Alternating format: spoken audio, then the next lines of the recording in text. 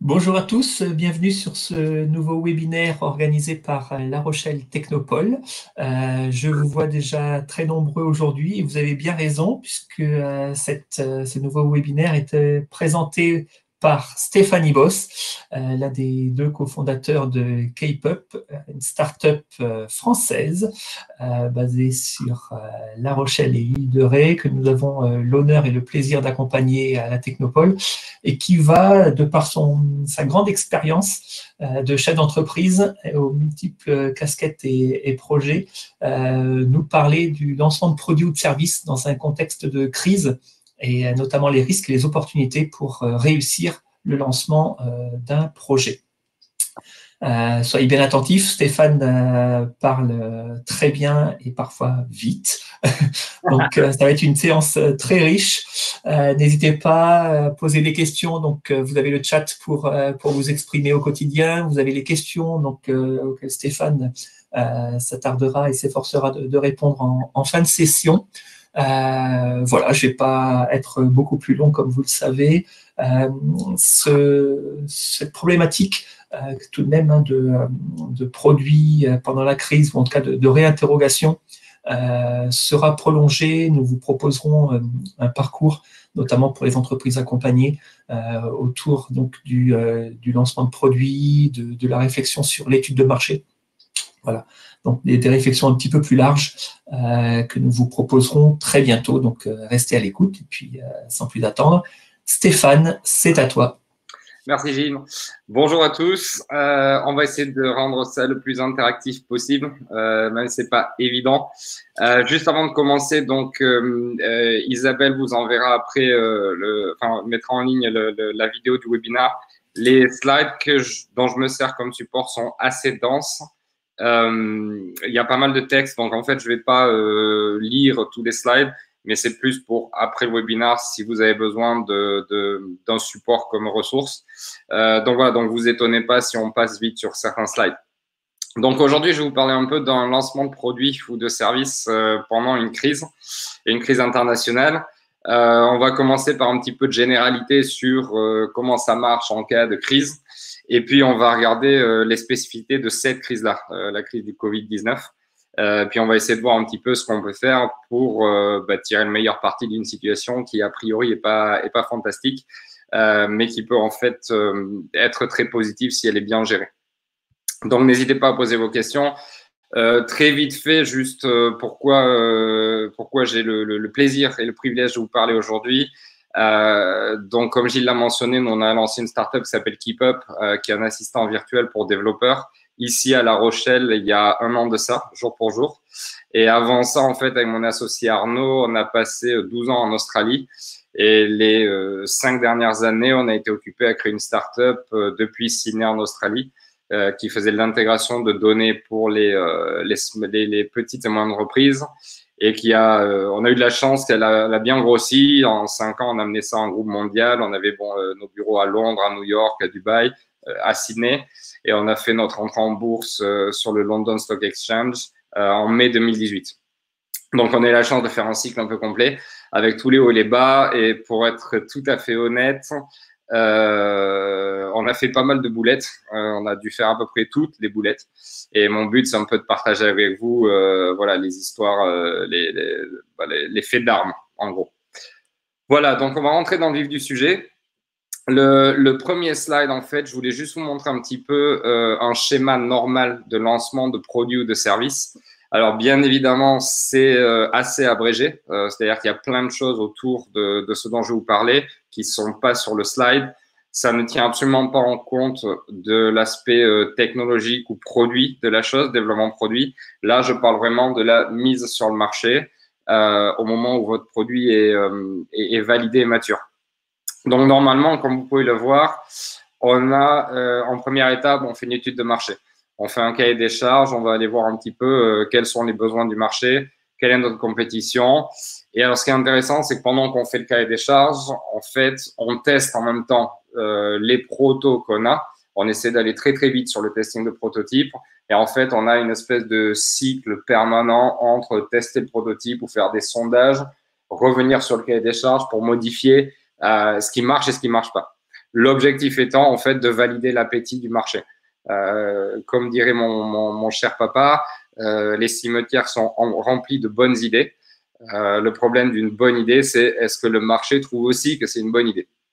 Donc, une fois que vous avez bien fait tout ça, c'est un cycle qui peut être plus ou moins long. Moi, je sais que sur notre startup KeepUp, c'est un cycle qui nous a duré 5 à 6 mois, cette phase-là, pour vraiment comprendre le marché, regarder un peu les trous.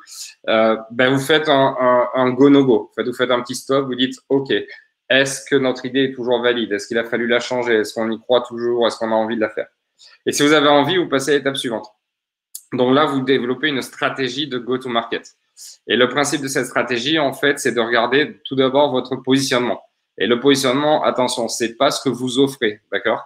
C'est une espèce d'équation qui réunit à la fois votre offre, donc votre produit, votre service, en regard de votre marché, en regard de la compétition. Donc, c'est une espèce de vision globale qui vous fait dire, OK, pourquoi on est soit meilleur, soit on est moins cher, soit on est plus rapide.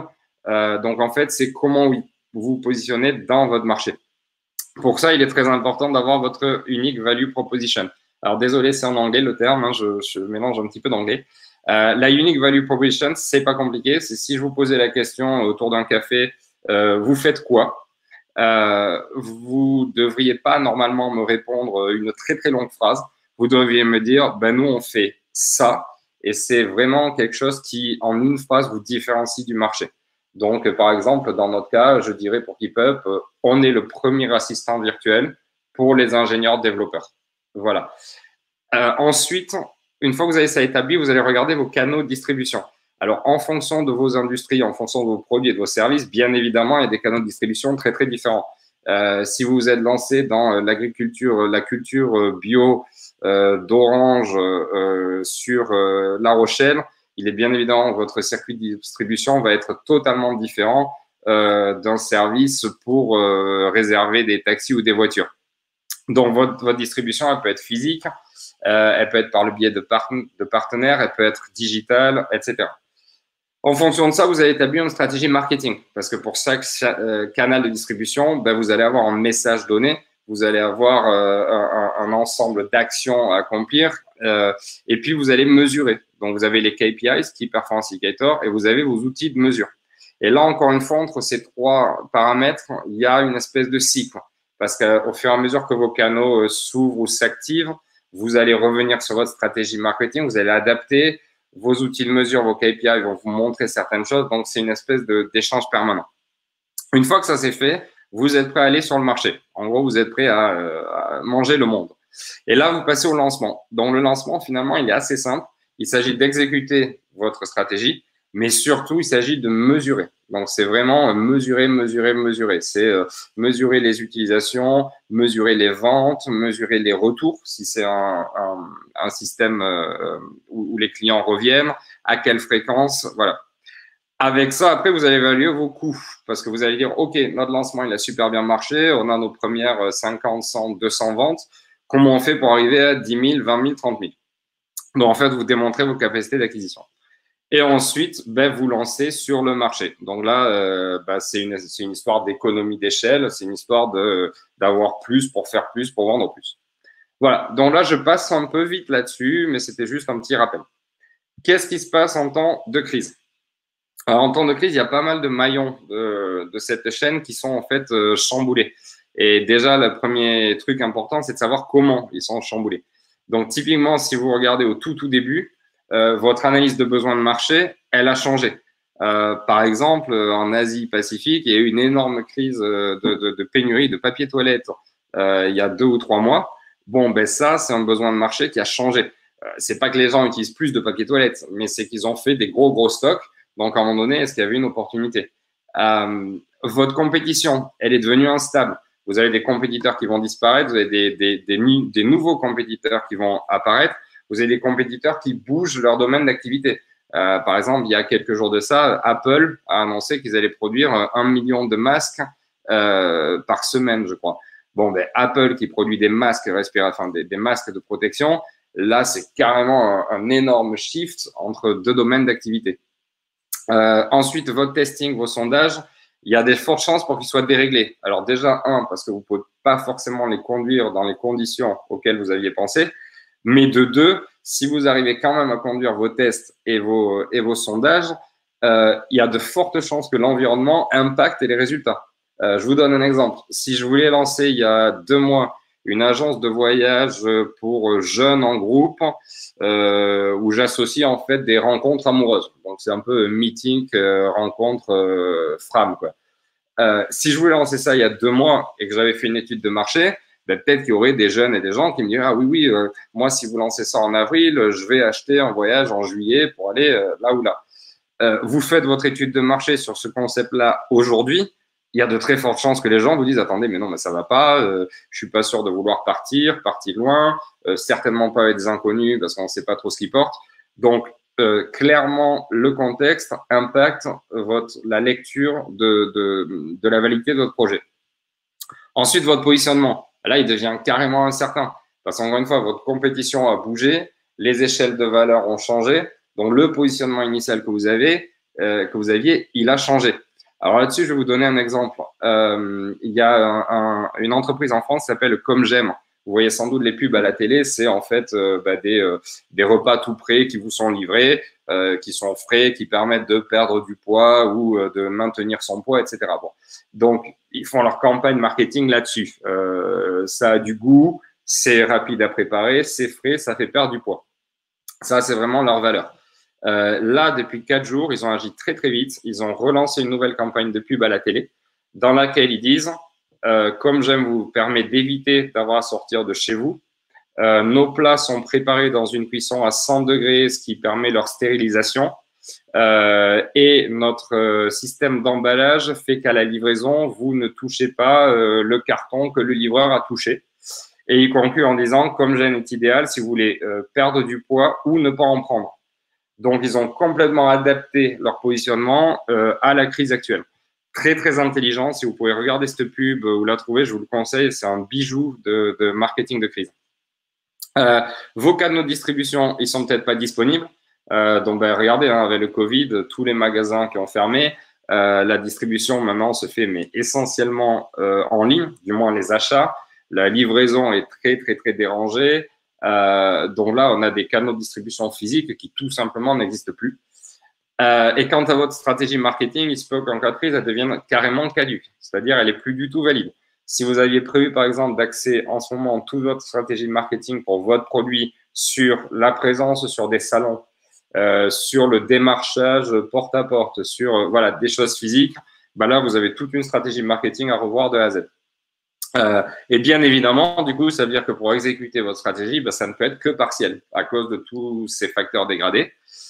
Et il y a de fortes chances que si vous êtes dans la phase de scale-up, c'est-à-dire la phase où vous allez commencer à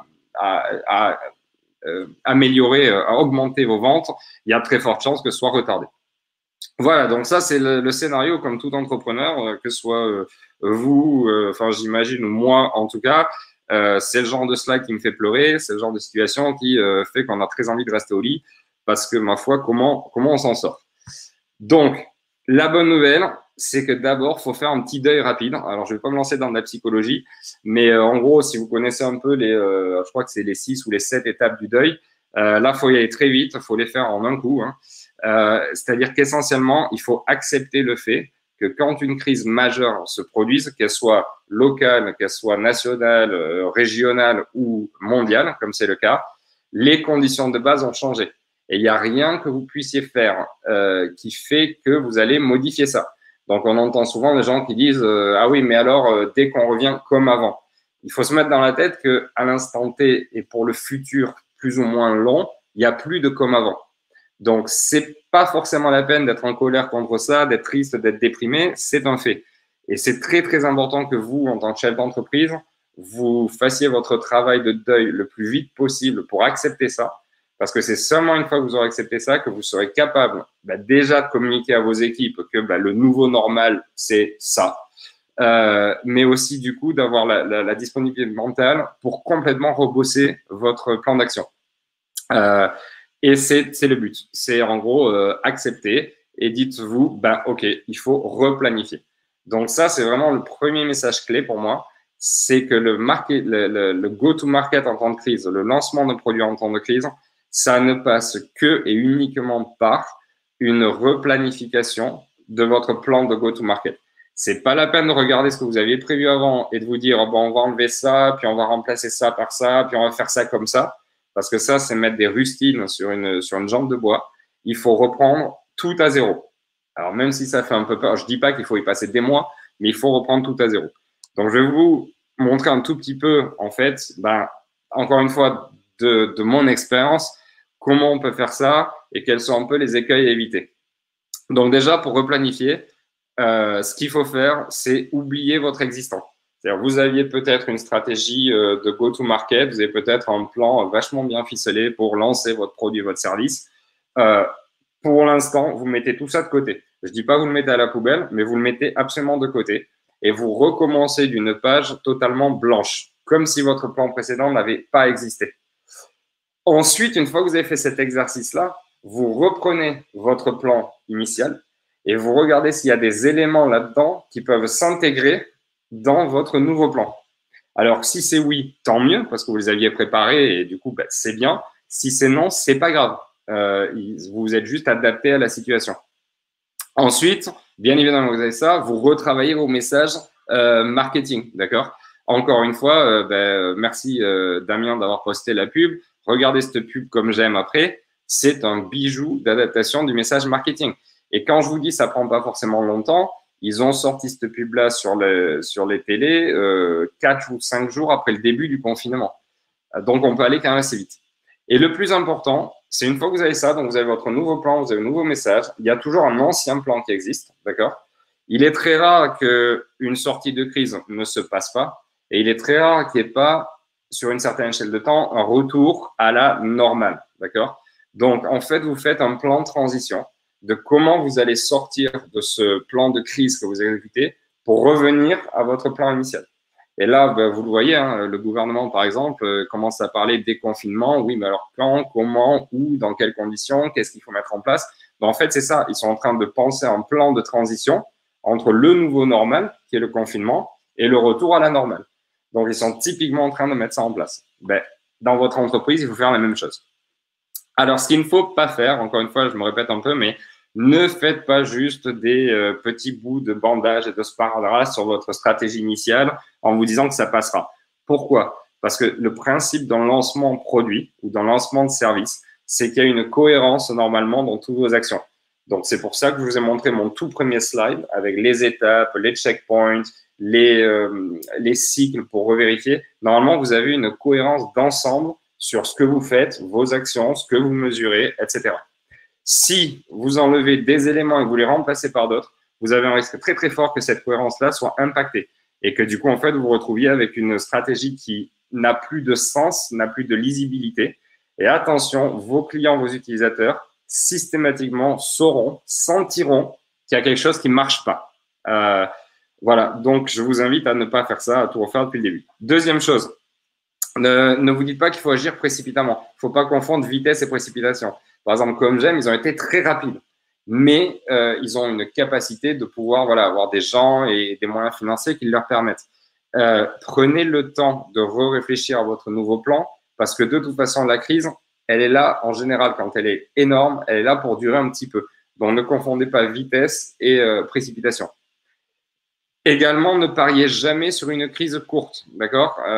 Regardez Donald Trump qui avait dit quand même il y a un mois que d'ici début avril, le virus aurait disparu tout seul. Ne pariez jamais sur une crise courte. Bien au contraire, prévoyez toujours sur une crise longue. Et votre job en tant que chef d'entreprise, c'est de toujours vous préparer pour le pire. Donc, prenez le pire scénario que vous puissiez envisager et bossez sur celui-là.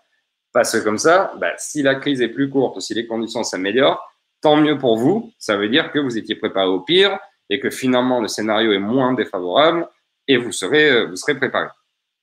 Alors aussi, une fois que la crise est finie, d'accord, il faut absolument rapidement exécuter le plan de transition pour revenir à la normale. Pourquoi?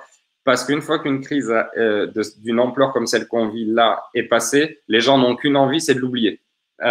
Donc, si vous continuez à agir comme si la crise était toujours là, votre marketing, votre visibilité devient complètement contre-productive puisque vous continuez à rappeler aux gens les souvenirs d'une période dont ils veulent pas vraiment se rappeler. Je vous fais un pari comme ça, et comme c'est enregistré, on pourra vérifier. Je vous parie que dès que le confinement sera levé au niveau national, ben, typiquement comme j'aime, la pub que vous voyez là ne va plus être diffusée. Je suis certain qu'ils vont revenir à la pub d'avant, voire ils vont créer en fait des nouvelles pubs sur, par exemple, vous avez pris 1 ou 2 petits kilos en trop, ou voilà, ils vont s'adapter. D'accord? Donc ça, c'est vraiment la replanification.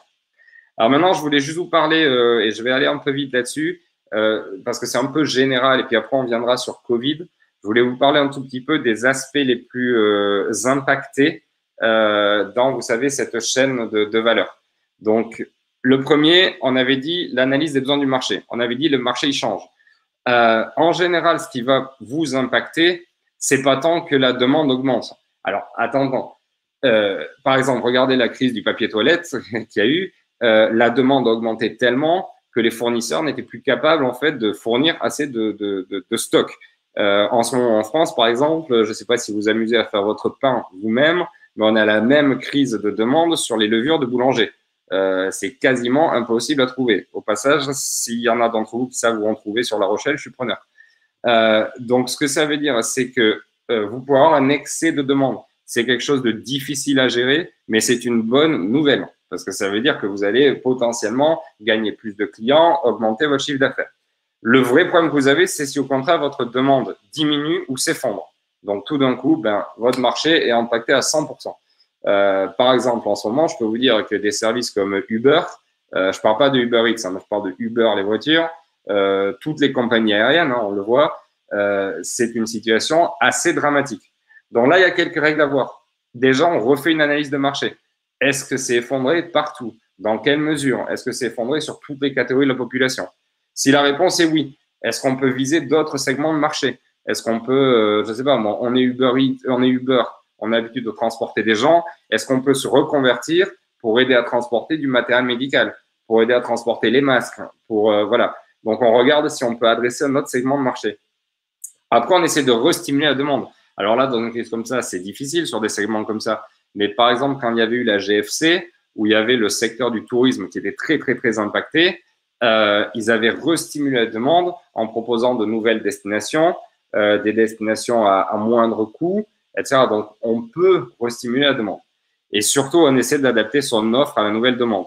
Donc, je reprends l'exemple d'Apple qui va faire des masques. Je dis pas qu'Apple va faire des masques pour le reste de leur vie. Hein. Et puis Apple a sans doute un rôle un peu à jouer de leader et d'aide et d'entraide. Mais n'empêche, c'est quand même pas des enfants de cœur, Apple. Et voilà, ils mettent une nouvelle offre sur un nouveau marché. Ils se sont adaptés très, très vite. Voilà. Donc, la clé, c'est vraiment, soyez diligents quand vous faites votre nouvelle analyse de marché parce que c'est là que vraiment vous allez voir vos opportunités potentielles. La compétition, je vais pas forcément aller dans le détail, mais juste attention à la fausse bonne nouvelle du genre, on avait 10 compétiteurs hier.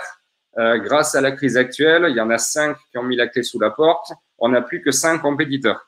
Alors attention, c'est une fausse bonne nouvelle. Parce que l'analyse court terme vous ferait dire, superbe, j'ai perdu des compétiteurs, donc je me sens mieux, je vais essayer de choper leur part de marché. C'est tout à fait vrai. C'est la première partie de ce slide. Allez-y, allez essayer de grappiller des parts de marché. Mais la très mauvaise nouvelle, c'est que vos clients sauront qu'il y a des compétiteurs qui sont tombés. Ce que ça veut dire pour eux, c'est que donc votre marché est fragile, que donc par conséquence, vous êtes fragile et vous êtes à risque de disparaître vous aussi. D'accord? Donc, il faut faire très attention dans ce cas-là de rassurer le marché, de dire voilà, les temps sont durs, l'ensemble de notre secteur a un problème, mais voilà comment nous, en tant qu'entreprise, on va gérer ça. On a les fonds propres, on a les soutiens, on a les financements, etc., etc., etc. Donc, il faut rassurer les clients, il faut rassurer le marché, il faut essayer d'aller prendre plus de parts de marché, hein, vous êtes là pour ça. Et surtout, il faut faire un bon diagnostic de vous-même. C'est-à-dire que si vous avez des compétiteurs qui commencent à tomber comme des mouches, est-ce que vous n'êtes pas le prochain sur la liste? Est-ce que vous avez tout ce qu'il faut pour ne pas être dans ce cas-là? Et puis, vous allez voir des compétiteurs qui vont apparaître. Tout d'un coup, des petits malins qui vont saisir une opportunité, qui vont se dire, bah, tiens, on va se lancer là-dedans. ou qui vont pivoter, qui vont dire, ben, comme Apple, qui on va faire des masques. Voilà. Alors là, il faut réagir très, très vite. Donc, il faut regarder, essayer de regarder leur positionnement. Il faut essayer de faire une threat opportunity analysis sur eux. Il faut regarder ce qu'ils font en termes de stratégie de go-to-market, parce que ça peut vous donner d'excellentes idées. Et puis là, il faut aller jouer sur le fait, nous, on est l'opérateur historique, on a la présence historique, faites-nous confiance parce que nous, c'est pas juste aujourd'hui qu'on fait ça, on y est habitué. Et n'hésitez pas, c'est une technique marketing qui est un tout petit peu, qui est un peu vicieuse parfois, mais n'hésitez pas à faire ce qu'on appelle du feud marketing. Donc, feud, c'est fear, uncertainty, doubt. En français, peur, incertitude, doute. C'est un peu vachard comme marketing.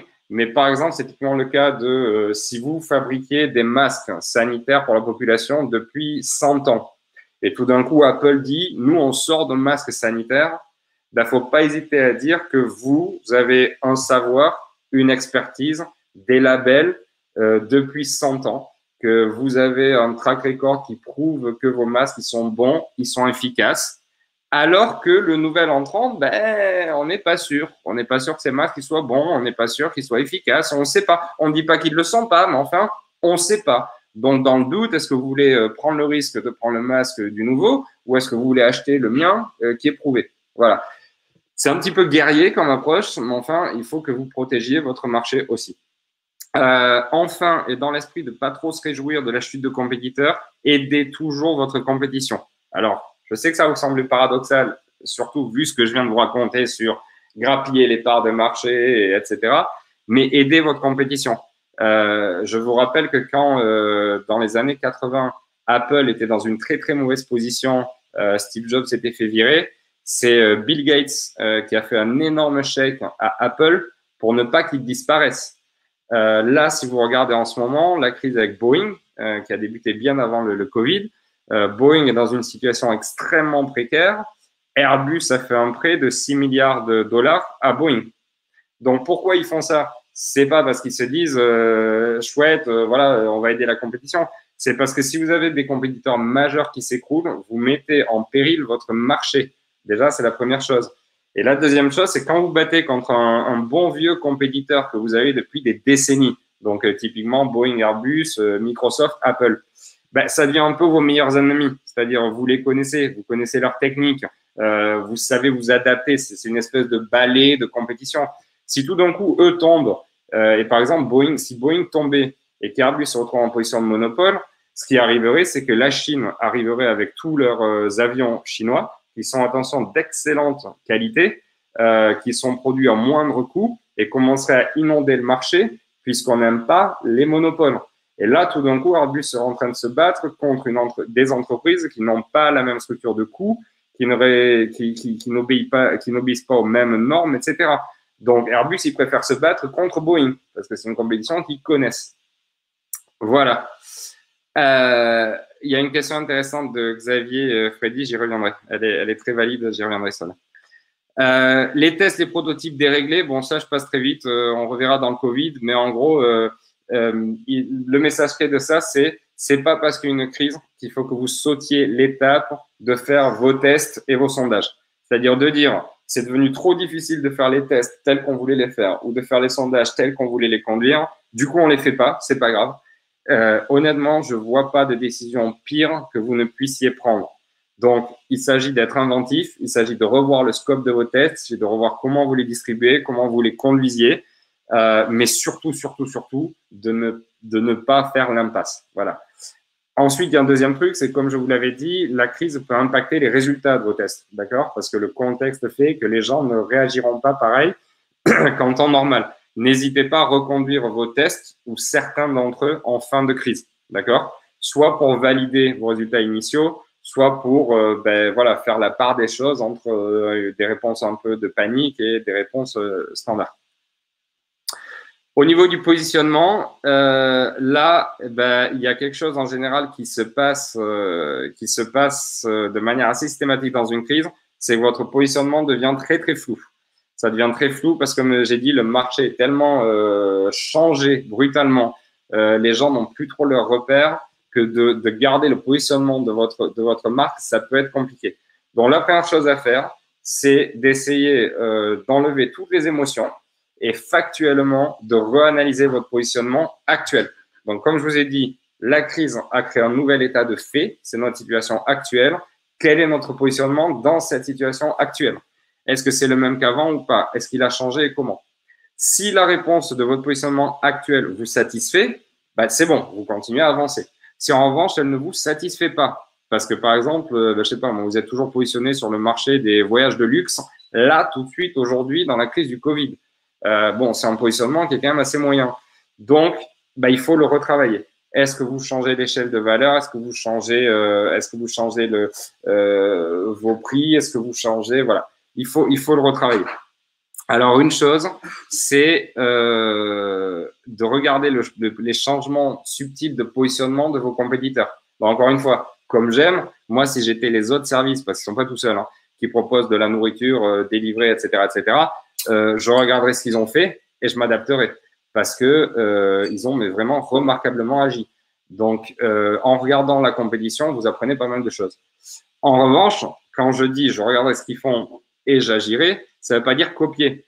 Attention de ne pas être des moutons parmi les moutons. Si tous vos compétiteurs changent leur positionnement tous dans la même direction, soyez malin. Est-ce que vous avez un moyen justement de vous positionner différemment, même si c'est un peu dans la même tendance, de sorte que vous allez avoir une différenciation forte. Voilà.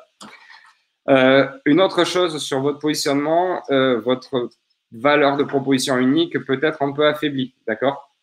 C'est-à-dire que typiquement, marché du luxe, marché du voyage, voilà. Dans ce cas-là, quand vous évaluez que votre position unique est affaiblie, n'hésitez pas à regarder les causes de l'affaiblissement, mais ne perdez pas de temps à travailler sur plus de 3 d'entre elles, d'accord? C'est une de ces circonstances où la loi de Pareto s'applique à 100%. La loi de Pareto, je vous rappelle, hein, c'est que 20% de votre travail produira 80% de l'efficacité utile en résultat, d'accord? Donc, si vous avez une dizaine de causes d'affaiblissement de votre proposition, de votre proposition de valeur, travaillez sur les 3 premières, d'accord? Ça va pas régler tout le problème, mais ça va vous régler 60 à 70% du problème, d'accord? Alors, on n'est jamais satisfait d'avoir fait un boulot qui donne 70% de résultats, mais encore une fois, c'est une période de crise. Donc, vous êtes dans un environnement dégradé. Il ne s'agit pas de faire quelque chose de parfait. Voilà. Les canaux de distribution, là, je passe un peu parce qu'on va en parler beaucoup plus en détail sur Covid, donc je ne vais pas faire la généralité. La stratégie marketing, ça, par contre, c'est un truc qui est de manière générale. Et quelle que soit la crise, d'accord, les gens, pendant une crise, nous, en tant qu'êtres humains, on a plusieurs réflexes. Et encore une fois, c'est des étapes de deuil. Mais pour sûr, on a peur. Peur pour nous, peur pour ceux qu'on aime, peur pour notre salaire, peur pour la maison, le loyer, voilà, on a peur. Donc ça, il ne faut pas l'ignorer dans votre marketing. Si votre marketing de crise, c'est une espèce de marketing où vous dites youpi, tout va bien, on est super heureux, ça ne marchera absolument pas. Les gens vont avoir une énorme déconnexion entre le message de votre marque et ce qu'ils vivent et ce qu'ils ressentent. Donc la première chose, c'est faites preuve d'empathie. Quel que soit votre message marketing de crise, vous n'êtes pas obligé de dire c'est la crise, mais parlez des faits. Encore une fois, regardez la pub comme j'aime. Quand ils disent vous souhaitez perdre du poids ou ne pas en prendre. Nos plats sont cuisinés à 100 degrés, ce qui permet de les stériliser. Donc en fait, qu'est-ce qu'ils font là-dedans? Ils nous parlent de nos peurs. On veut pas devenir gros, on n'a pas envie de choper le virus en mangeant quelque chose qu'un autre a préparé, etc. Donc parlez de ça. Dans la deuxième mesure, essayez de dégayer les gens. Une crise, c'est drôle pour personne. Donc c'est sûr que si vous commencez à mettre une pub où tout est noir, il y a des morts partout, etc., mais c'est un peu moyen, quoi. Ça va pas donner envie aux gens de rentrer en relation avec votre marque. Donc, essayez dans la mesure du possible d'égayer un peu l'affaire, voilà, de faire en sorte que les gens sont un peu mieux. Et enfin, essayez d'inspirer les gens. C'est-à-dire qu'une crise, c'est une opportunité unique, absolument unique, pour que votre marque soit perçue et retenue comme un allié, comme quelque chose qui aide, qui est là dans les difficultés. Donc, typiquement, regardez Apple. Apple n'a très certainement pas besoin d'argent. Apple pourrait se permettre de ne pas avoir de revenus pendant 6 mois, 1 an. Je veux dire, ils ont 6 milliards en cash, en trésorerie. Hein. Donc, ils n'ont pas besoin du tout de revenus. Pourquoi ils font des masques? Parce que c'est Apple. qu'on attend d'Apple de nos jours, cette grande, énorme boîte qui est dans toutes nos vies, qui a tellement d'argent, on attend d'eux qu'ils fassent une action pour aider le reste de la population. Donc, ils font des masques. Ça n'a aucun intérêt pour eux au niveau marketing, au niveau du revenu qu'ils vont faire là-dessus. Je pense que c'est tout à fait marginal comparé à ce qu'ils font d'habitude. Mais ça montre que Apple, en cas de crise, ils sont capables d'arrêter et de faire partie de l'effort de guerre. Donc, excellent pour leur marque, ça. Très, très bon. Voilà. Donc, essayez, voilà, dans votre nouvelle communication, montrer de l'empathie, essayez un peu d'égayer et surtout faites en sorte que votre marque vraiment s'en sorte par le haut, quoi. Voilà. La stratégie partielle, je vais pas aller dans le détail, on a déjà parlé du manque de cohérence si vous faites que du patching, mais je vais vous montrer juste la dernière partie, là, le dernier cadre. Posez-vous toujours une question très très simple par rapport à votre stratégie de go-to-market, et par ailleurs c'est vrai en temps normal aussi, mais c'est de dire, est-ce que les actions qu'on a prévues en ce moment sont logiques vu le contexte actuel pour sortir notre produit sur le marché? Si la réponse est oui, d'accord. Si la réponse est ouais, à peu près, c'est pas bon ça. Il n'y a pas de à peu près sur une stratégie de mise sur le marché. Et si la réponse est non, il faut retravailler. Encore une fois, exemple trivial, notre marketing stratégie reposait sur aller faire entre mai et juillet un salon aux États-Unis, un au Canada, un en Angleterre, un à Paris, un à Francfort et un à Singapour. Là, ben, c'est complètement raté. Donc, demandez-vous toujours, est-ce que vos actions sont logiques dans le contexte actuel? Bon, ça, je passe, on en parlera plus tard. Alors, sur Covid, on reprend un petit peu mon schéma initial et on regarde en fait des impacts, ce qui se passe spécifiquement pour Covid. Alors, encore une fois, ça, c'est mon avis. Vous aurez des gens qui auront une analyse un petit peu différente ou qui regarderont les facteurs d'un autre angle. Mon analyse pour Skevo, c'est sur les besoins du marché. Ce qui est certain, c'est que les besoins sont retardés. D'accord? Ils n'ont pas disparu. Attention, après le 11 septembre aux États-Unis, la demande américaine pour les voyages, des voyages en avion, ça, s'était effondrée. Elle avait disparu. Là, c'est pas le cas. On a juste une demande qui est extrêmement retardée. On a une accumulation parce que les gens veulent peut-être pas commander en ligne. Parce que de toute façon les livraisons se font pas très bien en ce moment. Donc les gens, tout ce qu'ils veulent acquérir ou découvrir en ce moment, ben, ils le repoussent à plus tard. Et puis il y a des nouveaux besoins, entre autres sur le biomédical. Il y a des nouveaux besoins. Là, ben, typiquement les tests, d'accord. Les tests pour le Covid, c'est un nouveau besoin. Personne ne se demandait il y a 3 mois si on avait besoin de tests pour le Covid et en quelle quantité. Donc il y a ce nouveau besoin biomédical qui émerge. La compétition, dans l'ensemble, à peu près, quel que soit votre marché, votre secteur d'activité ou quoi que ce soit, la compétition, elle résiste en ce moment. On voit pas encore de gros effondrements, de gros écroulements sur les marchés. Je fais une grosse exception sur tout ce qui est restauration, hôtellerie. Là, il y a potentiellement un carnage qui se profile, mais on connaît pas encore trop l'étendue des désastres. Mais dans le reste de l'industrie, pour l'instant, globalement, la compétition arrive à survivre. Il ne faudrait pas que la crise soit trop longue, mais elle y arrive. En revanche, ce qu'on voit certainement, c'est qu'il y a une guerre de marketing absolue qui est en train de se mettre en place. Guerre de marketing pour justement que chaque compétiteur dans un marché donné essaie de garder un peu leur part de marché. Encore une fois, comme j'aime, un excellent exemple. Pour les tests et les sondages, bon là c'est très clair, hein. Vous n'avez absolument pas moyen de conduire vos tests ou vos sondages, vos idées de manière physique, hein, d'accord? Donc là, il faut absolument dématérialiser. Donc il y a une question de Mathilde, j'y reviendrai. C'est tout à fait ça. Hein. Donc il faut dématérialiser. Positionnement, très honnêtement, c'est un petit peu comme la compétition. Pour la majorité des secteurs, le positionnement va pas changer des masses. Parce que même si vous regardez comme j'aime, qui tout d'un coup disent ne prenez pas de poids et on fait les choses bien stériles et comme il faut, pour autant, ils sont pas passés en mode que du végétarien ou alors que des trucs épicés ou alors voilà. Donc il y a une adaptation, mais dans l'ensemble, les positionnements bougent pas trop. Exception faite des secteurs liés à la mobilité. Et j'inclus dans mobilité la mobilité virtuelle, c'est-à-dire Internet et téléphonie. Là, très clairement, on ne le voit pas parce qu'ils ont bien dimensionné leur réseau, mais je peux vous garantir que tous les opérateurs téléphoniques travaillent d'arrache-pied depuis 4-5 semaines pour que notre réseau tienne, en gros, d'accord? Et donc, il y a un petit changement de positionnement parce qu'au lieu, en ce moment, d'amener plus d'offres et plus de ci et plus de cela, ils sont essentiellement en train de retravailler les bases, c'est-à-dire la robustesse de leur réseau. Au niveau des canaux de distribution, bon, il est évident que les canaux physiques, il y a problème. Hein. Donc là, il faut vraiment axer massivement sur le digital et je vous en parlerai un tout petit peu plus après. Sur la stratégie marketing, un truc très particulier de cette crise, très particulier, c'est qu'il y a une peur absolument intense des gens, des populations, de nous tous, pour notre santé. C'est-à-dire que si vous regardez la GFC en 2008, si vous regardez la crise après le 11 septembre, ces crises-là, ça induisait une peur dans la population de notre subsistance matérielle. Est-ce que je vais pouvoir payer mon loyer? Est-ce que je vais perdre ma maison? C'est très grave, mais comme on dit, tant qu'il y a vie, il y a de l'espoir. Là, cette crise, elle touche au cœur même de notre santé. Donc, si vous regardez la pyramide de Maslow, d'accord, qui vous dit, en tant qu'être vivant, d'abord on veut manger et boire, ensuite on veut avoir de la sécurité physique et corporelle, ensuite on veut avoir de la communication, puis ensuite on va avoir des loisirs, etc. Là, cette crise, elle attaque le premier étage.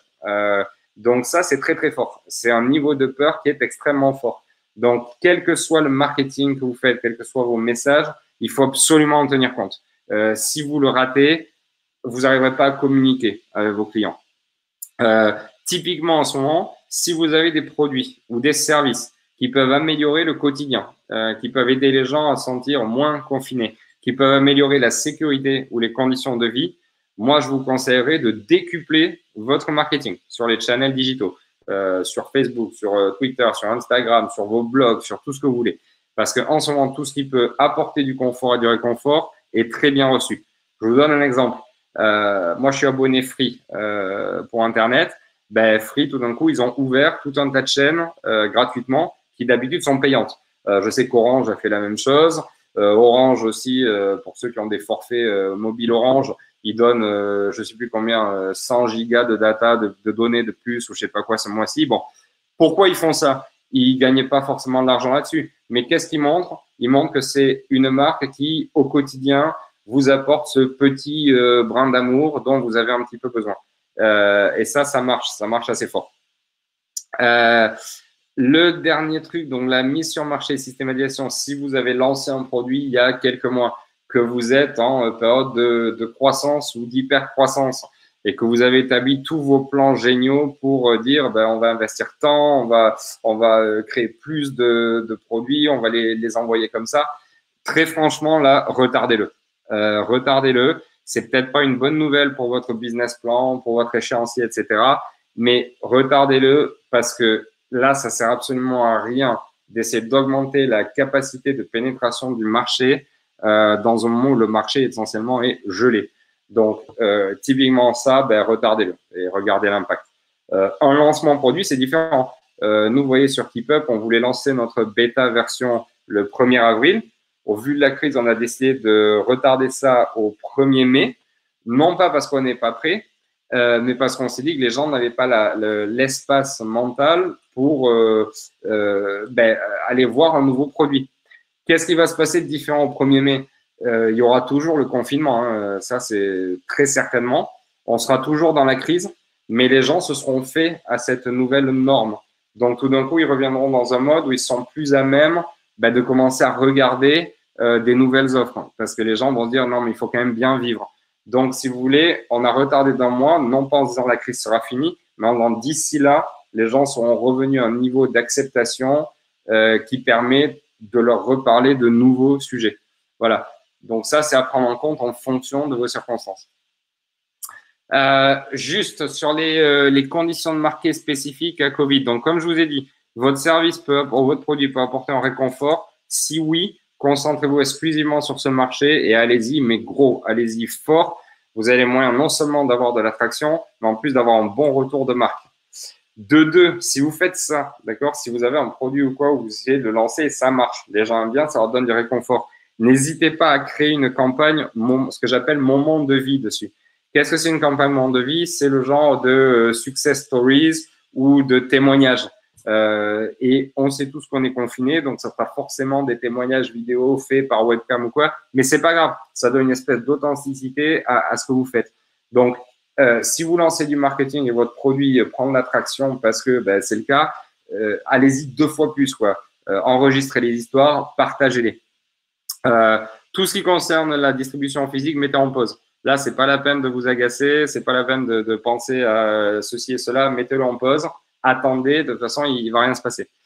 La crise, profitez-en pour communiquer sur des aspects clés de votre business. Ce que je veux dire par là, c'est si vous avez dû retarder le lancement de votre produit ou vous le ferez bien plus tard, quelle que soit la situation, toutes les entreprises en ce moment même, toutes, sans aucune exception, peuvent communiquer sur des valeurs de cœur.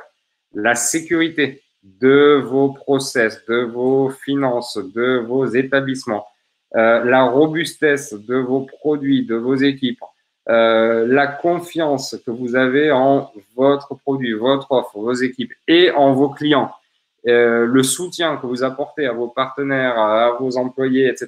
Ça, c'est des valeurs sur lesquelles, quelle que soit votre situation, quel que soit le fait que vous lanciez un produit ou pas, que vous ayez lancé un produit ou pas, vous pouvez absolument communiquer là-dessus. Ça aura l'effet de montrer, de donner confiance à votre marché en disant, ben, OK, d'accord, ouais, OK. Ils m'expliquent qu'ils ont de la sécurité, qu'ils sont robustes, ils font ça, d'accord. Et ça aura aussi la vertu de vous rappeler au bon vouloir des gens dans leur esprit.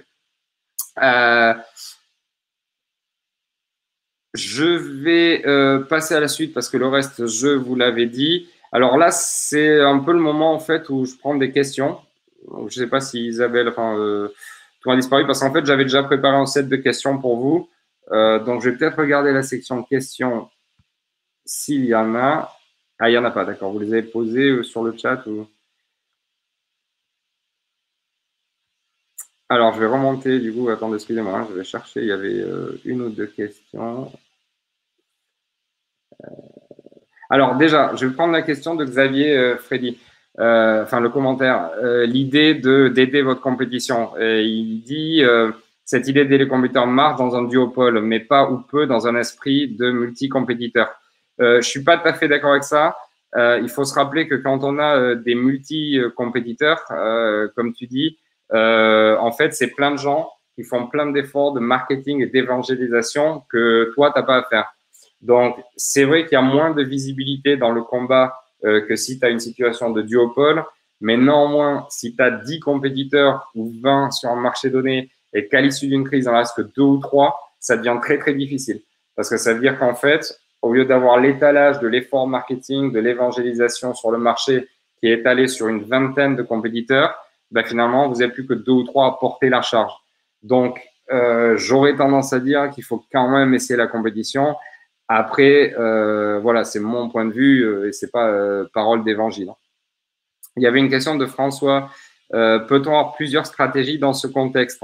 Donc, j'ai vu que tu l'as posé au moment où je parlais de revoir ces stratégies de crise. La réponse, c'est oui, bien sûr, bien sûr. Et à la limite, c'est assez serein d'avoir plusieurs stratégies à condition qu'elles ne se mélangent pas. C'est-à-dire que tu peux avoir plusieurs stratégies qui dépendent du degré d'évolution de la crise. Regarde par exemple ce que le gouvernement a fait. Il y a 2 mois, ils nous ont dit de la distanciation sociale. Ensuite, ils ont fermé les écoles. Ensuite, ils nous ont mis en confinement. Donc, en fait, qu'est-ce qu'ils ont fait? Ben, ils ont une espèce de stratégie qui évolue avec le degré de la crise. Ben, pour nous, c'est pareil. On peut très bien établir une stratégie, une espèce de stratégie cohérente d'ensemble et après avoir des petites stratégies particulières. Par exemple, quand on va lancer le déconfinement, il y a des chances pour que ça se passe région par région. Donc, ça sert à rien d'avoir une stratégie nationale de déconfinement. Il va falloir l'adapter, cette stratégie, à quelles régions sont ouvertes, etc. Donc, la réponse est oui, il peut y avoir plusieurs stratégies, mais il faut faire très, très attention de les exécuter correctement et surtout d'avoir des bons indicateurs pour savoir quelles sont les conditions dans lesquelles on exécute celle-là et pas celle-là. Voilà. Les applis pour réaliser des sondages dématérialisés, ben, Damien vous a mis un lien, très bien. J'ai pas mieux à dire. Hein. Voilà. Alors, Xavier dit, c'est bien ça, on passe de 10 à 20 à 2 ou 3 dans un quasi-duopole. Oui, mais ça, je suis d'accord. Je suis d'accord. Voilà, alors moi, juste, j'avais quelques questions auto-posées et je finirai là-dessus, à moins que vous en ayez d'autres. Première chose, on avait prévu de faire un lancement produit ou service pendant la crise Covid. Est-ce qu'on doit le retarder, ce lancement? Alors, la réponse confortable, sereine et la plus sécurisée, c'est de vous dire oui. Si le financement de votre entreprise vous permet de retarder votre lancement, faites-le. Attention, ça a un impact. Si vous retardez de 2 ou 3 mois et que vous avez une runway ou du financement qui vous faisait tenir 10 mois, c'est une situation à risque.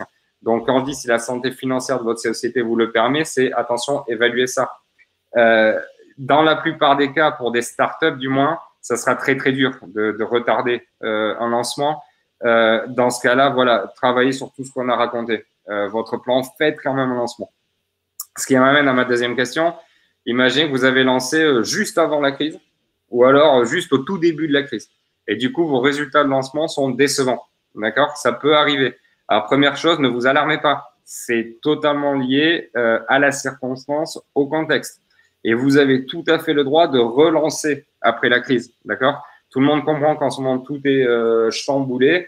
Donc, si vous avez fait un lancement il y a 1 semaine, 2 semaines ou même 4 semaines de ça, ça vous donne pas un résultat satisfaisant, vous avez tout à fait le droit de faire un nouveau lancement en juin, juillet, août ou septembre. Il n'y a aucun problème là-dessus. Juste, expliquez-le. Soyez transparent. Alors, là, j'ai 2 questions. Mathilde qui nous dit, est-ce qu'il faut commencer à communiquer son projet en phase d'incubation si c'est une réponse aux attentes et rassure peur du contexte du Covid? Alors, excellente question. Et moi, je recommanderais oui. De toute façon, de manière générale, je recommande toujours de communiquer le plus vite possible sur vos projets, quelle que soit la phase, parce que vous aurez toujours des retours qui peuvent être utiles, intelligents et pratiques, ou qui peuvent être tout à fait débiles, inutiles et à jeter. Mais dans tous les cas, vous les avez. Dans ce cas particulier, moi, je te répondrai oui, parce que si tu as un produit ou un service qui répond aux peurs liées au contexte du Covid, ça veut dire que dans d'autres circonstances données, ton produit ou ton service pourra aussi être utile. Donc, à la limite, là, tu bénéficies d'un truc assez exceptionnel, qui est une espèce de test real life d'une condition favorable pour ton produit. Donc, je dirais oui à fond et au contraire, enregistre bien les résultats parce que là, tu as une belle opportunité. Toi, tu es dans la catégorie là où les tests dont je parlais et les sondages pourraient en fait t'apporter plus de valeur que dans un contexte normal. Donc voilà, moi je recommande. Alors il y a Myriam qui nous demande est-ce qu'on peut appliquer cette stratégie sur un marché de niche où on n'a pas de concurrents? Stratégie, je suis pas trop sûr de ce que tu entends par stratégie. Je suis pas, si tu peux préciser, Myriam, ce que tu entends par cette stratégie, je vais essayer de te répondre. En gros, de toute façon, sur un marché de niche où il n'y a pas de concurrents, c'est à vous de créer votre espace de marché, votre communication, votre tendance. Donc, ça a un avantage parce que tu as la liberté de dire, ben voilà, nous, en tant que société, comment on appréhende la chose et ce qu'on va faire. C'est un inconvénient parce que, comme j'ai dit, tu n'as pas la compétition qui t'aide. Dans tous les cas, si tu es sur un marché de niche, la question c'est, est-ce que ton marché de niche, là, tout de suite, il est complètement fermé, bloqué, ou est-ce qu'au contraire, tu as une opportunité de l'étendre? J'ai pas forcément d'exemple sous la main. Bon, je reviendrai vers toi si j'ai un exemple. Alors, juste pendant qu'il y a des gens qui tapent, j'avais une autre question au cas où vous intéresse. Peut-on saisir cette opportunité de crise pour lancer un nouveau produit, une nouvelle offre? En tout cas, c'est des questions que j'ai souvent eues avec les collègues les startups de Station F. Pour moi, la réponse est bien sûr, rien ne vous empêche de lancer un nouveau produit ou une nouvelle offre en profitant du contexte. Attention toutefois que ça vous fasse pas dérailler trop loin de votre activité de cœur initiale, parce qu'un jour la crise sera finie et il ne faudrait pas que vous vous trouviez dans une situation où votre cœur de métier est devenu quelque chose qui vous est soit étranger, soit que vous aimez pas. La deuxième chose, c'est encore une fois lancer une nouvelle offre en ce moment, certes, mais attention, si elle n'apporte pas du confort ou de la sécurité ou un soutien quotidien, ben, elle aura peu de chances d'aboutir. Donc, voilà. Alors, Mathilde me dit, je pensais notamment aux réseaux sociaux. Est-ce que tu as d'autres récos? Alors, excusez-moi d'être un peu vieux jeu, enfin, ça va être mon franglais, mais reco, c'est recommandation, hein, c'est ça? Oui, c'est ça, Stéphane. Ok, cool, merci. Alors, réseaux sociaux, oui, enfin, j'aurais quelques recommandations sans être tout à fait un expert. Je pense qu'en ce moment, sur les réseaux sociaux, j'avais vu des courbes qui montrent que les gens passent à peu près 5 à 6 fois plus de temps, généralement parlant, sur les réseaux sociaux qu'ils ne font d'habitude. D'accord? Et soyons très honnêtes, si vous regardez les réseaux sociaux en ce moment, il y a 50% où on vous explique que c'est une catastrophe mondiale et on va tous crever. Et il y a 50% où on vous met 3 fois plus de lolcats et de mèmes et de trucs rigolos. Voilà. Et très honnêtement, tout ce qui se passe au milieu de ça s'effondre un peu dans un gouffre d'invisibilité. Donc, bien sûr que vous pouvez profiter des réseaux sociaux. Je vous conseille fortement, c'est le cas, de créer du matériel original spécifique à la situation. Et je vous renverrai au slide où, voilà, essayez d'égayer, essayez d'être joyeux en fonction du réseau social, essayez de faire rire ou sourire les gens. C'est-à-dire, faites passer votre message dans un contexte où les gens voilà, vous allez remettre un petit peu le sourire. Et puis, en plus de ça, vous sortez votre produit. Je ne sais pas trop si ça répond à ta question, Mathilde. C'est pas tout à fait évident. Voilà. Ça me permet juste, par contre, de toucher un petit mot sur la présence en ligne. Il se peut que certains d'entre vous n'aient pas une présence en ligne encore très élaborée ou très mature. D'accord? Alors, ça peut être par choix. Si vous regardez les réseaux sociaux de KeepUp, par exemple, on n'a volontairement rien du tout sur les réseaux sociaux parce qu'on va tout sortir au moment du lancement. Mais ça pourrait être aussi parce que c'est pas votre tasse de thé de faire les Twitter, les Facebook, les trucs, les machins. Et ça se comprend très bien. Je vous avoue que je suis pas un passionné de l'affaire. En revanche, ce qui est certain, c'est que prenez cette opportunité-là de vous former là-dessus. Il y a des centaines de tutoriaux à droite, à gauche, au milieu sur comment faire des bons posts Facebook ou des bons posts pour Twitter ou des Instagram ou des Reddit ou des LinkedIn. Donc, faites cet effort-là de lire. Au moins, ça, ben voilà, ça vous donnera un petit peu d'éducation. Et au mieux, vous vous rendrez compte en fait que c'est pas si difficile que ça de créer une présence en ligne sur les réseaux sociaux de manière assez facile et sans avoir à passer vos journées dessus systématiquement. Donc, moi, si votre présence en ligne, vous vous êtes dit jusque-là, c'est pas top, faudrait l'améliorer, mais on n'a pas le temps, etc. Ben là, vraiment, prenez-le, quoi. Parfaite opportunité.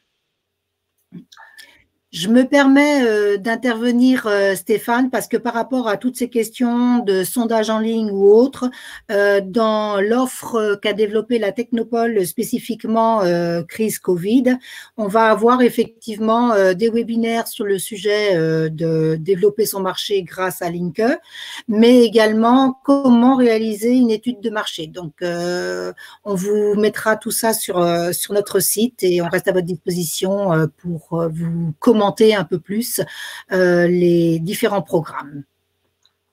Parfait. Et on arrive alors à 11h58. Donc, il reste 2 minutes.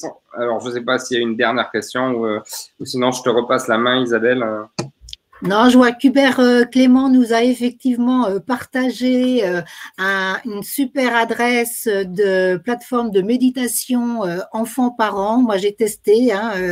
Allez-y, c'est zamizen.fr. Voilà, vous allez voir, c'est magique. Donc, je vous laisse tester. D'autres questions? Non, je pense que merci beaucoup Stéphane. Je pense que on a une autre question de Romain Cor. Ouais, alors c'est une question financement sur Startup qui n'est pas encore lancée. À la limite, Romain, là, c'est pas une réponse en 10 secondes. À la limite, prends mon contact auprès d'Isabelle et on peut se faire un petit call en séparé. Je suis désolé, la réponse est intéressante pour tout le monde, hein, mais c'est vraiment pas une réponse que je peux faire en 30 secondes. Non, en revanche, on avait effectivement évoqué le fait de pouvoir proposer un webinaire sur le sujet et on y travaille actuellement. Voilà. En tout cas, merci à tous. Hein, vous étiez très nombreux aujourd'hui, 43 participants sur 50 inscrits. C'est plutôt génial en termes de présence, en tout cas. Merci beaucoup, Stéphane, parce que je trouve que ce partage d'expérience était une fois de plus riche et je pense très, très utile pour tout le monde. Et on vous retrouve tous les jours à 11 h. Regardez notre programme, un webinaire différent sur des problématiques effectivement qui touchent l'ensemble des entreprises et qui vont vous aider et à faire face à cette crise et à aussi envisager la sortie de crise. Voilà. Super, merci à toi Isabelle, merci à vous tous et bon courage, accrochez-vous. Il fait toujours beau après la tempête.